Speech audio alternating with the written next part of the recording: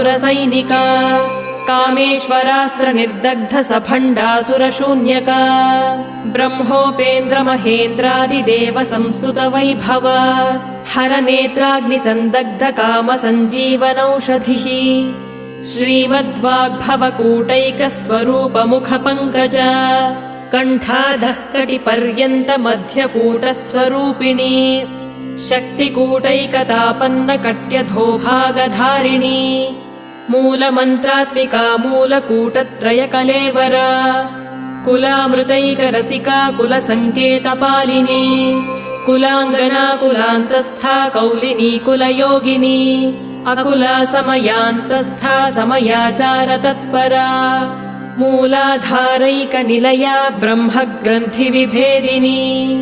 मणिपूरान्तरुदिता विष्णुग्रन्थिविभेदिनी आज्ञाचक्रान्त